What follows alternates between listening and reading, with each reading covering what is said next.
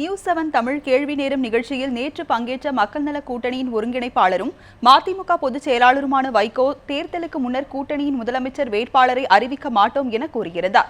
இன்று விஜயகாந்தை சந்தித்த பின்னர் பேட்டியளித்த அவர் தங்கள் கூட்டணியின் முதலமைச்சர் வேட்பாளராக விஜயகாந்தை அறிவித்தார். ஒரே நாளில் மாறிய கட்சிகள் குறித்து இப்போது பார்க்கலாம். தமிழக அரசியலில் பிரமிக்கத்தக்க ஒரு மாற்றத்தை ஏற்படுத்திய 1967 பொதுத் தேர்தலில் பேரறிஞர் அண்ணா அவர்கள் சட்டமன்றத்திற்கே போட்டியிடவில்லை. அவர் சட்டமன்றத்துக்கே போட்டியிடவில்லை என்கிற போது அவர் முதலமைச்சர் வேட்பாளராக அறிவிக்கப்படவில்லை என்பது அதிலேயே அடங்கிவிட்டது. தேர்தலுக்கு பின்னர் திராவிட முன்னேற்ற கழகம் 138 இடங்களை பெற்றது. அண்ணா அவர்கள் பிறகு முதலமைச்சரானார்கள். பொதுவாக அதிபர் தேர்தலில் தான் பிரசிடென்சியல் ஃபார்ம் ஆஃப் கவர்மெண்ட்டில் வேட்பாளரை அறிவிப்பது முறை. இது பார்லிமெண்ட்ரி சிஸ்டம் ஆஃப் எலெக்ஷன்ஸில் இந்தியாவில் கூட இதுவரைக்கும் பிரதமர் வேட்பாளர்னு சொல்லி தேர்தல்கள் நடந்ததில்லை. முதல் முறையாக இம்முறை தான் நரேந்திர மோடி அவர்களை வேட்பாளராக முதல்லையே பிஜேபி அறிவித்தது. எனவே ஒரு ஜனநாயகத்தில் தேர்தலுக்கு பிறகு பெரும்பான்மையான சட்டமன்ற உறுப்பினர்கள் கூடி தேர்வு செய்வது கொஞ்சம் சிறப்பாக இருக்கும் என்று நாங்கள் மக்கள் நல கூட்டணியிலே கருதினோம். அந்த அடிப்படையில் நாங்கள் இந்த முடிவை அறிவித்தோம்.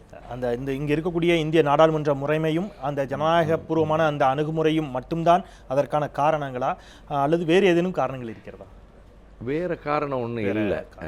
ஏன்னா ஒரு உதாரணத்திற்காக திரு வைகோ அவர்களை ஒரு வாதத்திற்காக முதலமைச்சர் வேட்பாளராக முன்னிறுத்தினால் ஒருவேளை விடுதலை திருமாவளவன் ஏற்றுக்கொள்ளலாம். தொண்டர்கள் ஒருவேளை ஏதோ இடத்தில் சோர்ந்து போகக்கூடிய வாய்ப்பு இருக்கலாம். அல்லது திருமாவளவனை முன்னிறுத்தினால் இன்ன பிற தொண்டர்கள் சோர்வடையக்கூடும் என்பது போன்ற எண்ணங்கள் ஏதும் இருக்கலாமா? இந்த சிந்தனைக்கே எங்க இடம் இல்லை எங்களுக்குள்ள.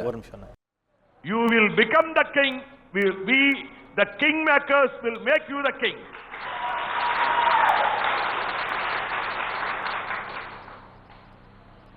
என்பதனை வலியுறுத்தி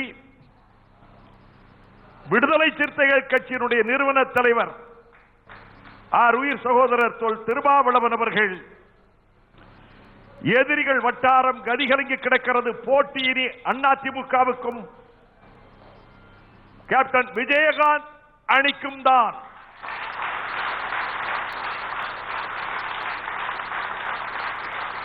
நான் எந்த வார்த்தையை சொன்னாலும் அதில் ஆழமாக யோசித்துத்தான் சொல்வேன். நீங்கள் மக்கள் நல கூட்டணி என்கிறீர்களே, அவர்கள் தேசிய முற்போக்கு திராவிட கழகம் என்கிறார்களே, தொகுதி உடன்பாடு செய்திருக்கிறீர்களே, இந்த 2 பேர் இணைந்ததற்கு பிறகு என்ன பெயர் சொல்லி அழைப்பீர்கள் என்றால் கேப்டன் விஜயகாந்த் அணி.